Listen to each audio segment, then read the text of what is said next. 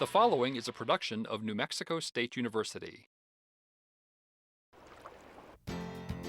Located in the heart of New Mexico's Rio Grande Valley is one of my favorite public parks in all the Southwest, the Rio Grande Botanic Garden.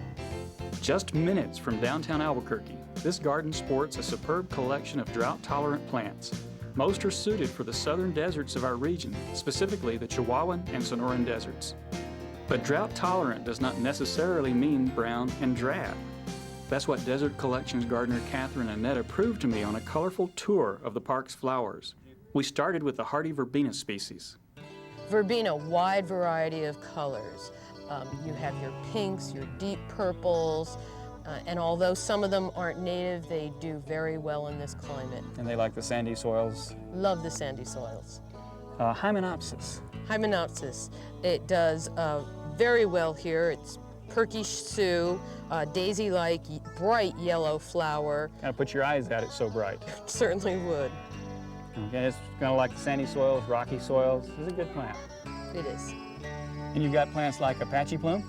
Very attractive plant. In the springtime, you get a whitish pink feather blossom. You've got the beautiful little tiny white flowers. Beautiful. If you look at that, you notice that it's in the rose family. Oh, and we've got the globe mallows. The pink does very well, and there's also a red variety. Oh, the red one's pretty. It's really striking, good and tough, and if you put it in the landscape in the right way, it is a real centerpiece for the landscape. It is. And then there's the endangered species, too. The very pale pink Yes. Spheralcia. And so that's one that you can't go dig up. No. Okay, we've got the Mexican evening primrose. What a show this puts on. It is. It's just beautiful. It does have a tendency to be a bit invasive, but if you hold back the water, you can keep it in check. Then also plant it in a place so that there are boundaries so that it can't cross. Exactly. Sidewalks, driveways will kind of hold it in place. It will. And then, best for last, we've got the penstemons. The penstemons. Over 70 different varieties. And you've got a lot of those right here. We have the Rocky Mountain penstemon. We Beautiful have blue the one. Pseudospectabilis penstemon. Many different Barbata, varieties. I think I've seen that. And you've got one that I'd never seen before, the Grandiflora. Grandiflora. That one is Large, spectacular. beautiful blooms. That was one that ought to be grown a lot more. And the palmeri. And Oh, yes. children especially love that because if you get up to the blossom and smell it, it smells like bubble gum.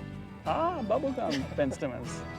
These are desert penstemons. They're not native to the East Coast. They're not the ones to plant in Virginia and That's wet right. climates. They have to be grown in a dry location. Yeah, they do not like wet feet.